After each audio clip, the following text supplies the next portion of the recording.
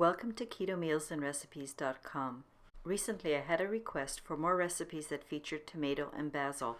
This request came from a new subscriber from Chile, and I'd like to thank you for making that request. So now I'm going to use these fresh tomatoes, red pepper, and basil, of course, to make two versions of my roasted tomato and red pepper soup. We'll begin with version 1. By the way, this version tastes very much like the Campbell's cream of tomato soup, and is the basis for version 2. The macronutrient ratio for version 1 is 2.4 to 1, with 6.5 grams of total carbs, 2 grams of dietary fiber, resulting in 4.5 grams of net carbs per serving. I would like to mention that most of the carbs in both of these versions come from the tomatoes and red bell peppers, and some additional carbs in version 2 come from the coconut cream. However, all of these ingredients are really healthy and nutrient dense. Version 2 of this soup is much richer and has a more complex spicy and savory taste. The macronutrient ratio for this version is 4 to 1, with 10.9 grams of total carbs, 2.5 grams of dietary fiber, and 1 gram of insoluble fiber, resulting in 7.4 grams of net carbs. Both of these soups are really amazing, and they only take simple, fresh ingredients to create a rich, comforting soup. The best part of the soup is the taste, but the second best part is how really easy it's to make.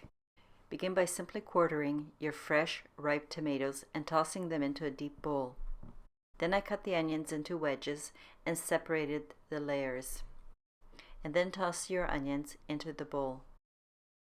After cutting out the core or seeds from my bell pepper or capsicum, I cut the sections into large pieces and also toss them into the bowl. I then remove the fresh basil leaves from the stems and toss the leaves into the bowl. Next I sprinkled the salt, dry oregano, and paprika on top of the vegetables and tossed in order to combine and distribute the spices. Then I also poured the fresh lemon juice and oil into the mixing bowl and tossed the vegetables to ensure that every bit was well coated with the oil. Preheat your oven to 400 degrees Fahrenheit or 200 degrees Celsius. I distributed the vegetables on a parchment-lined baking sheet, spreading them out as evenly as possible so that the tomatoes and peppers can roast evenly.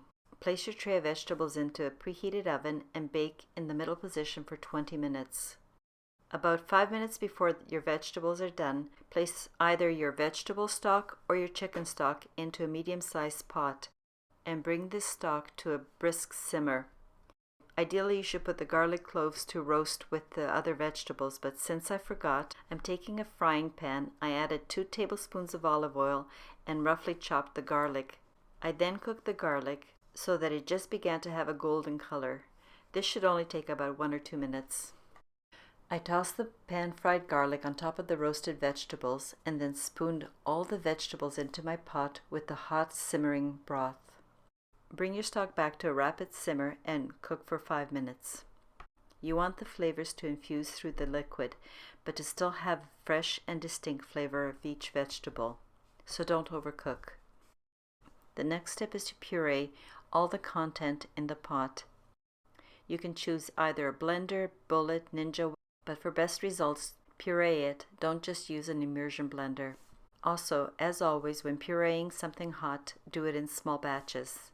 After pureeing, pour each finished batch into a clean bowl. And this is all there is to version 1, the Campbell soup style tomato soup. You can stop here and drizzle a tablespoon of cream or olive oil on top and serve it just like that.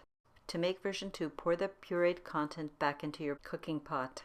Then add your entire can of full-fat coconut cream, both the solid and the liquid.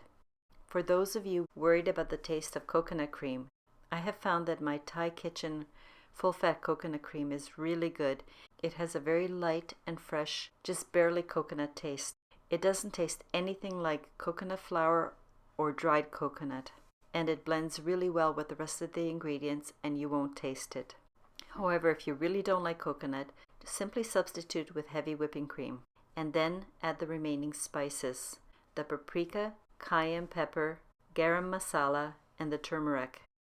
Stir everything well to combine and then simmer for 5 minutes. And that's all there is to version 2, the roasted tomato and red pepper spicy version. If you're wondering what version 2 tastes like, Version 2 is a savory and creamy soup with just a hint of sweetness. Both of these soups make a great standalone lunch meal, or to make this into a complete dinner, you can serve your favorite proteins such as the steak, lamb chop, or pork chop with it. I hope that you give this flavorful soup a try very soon, and enjoy. Thank you for taking the time to watch this video. The link for the printable recipe is available in the description below.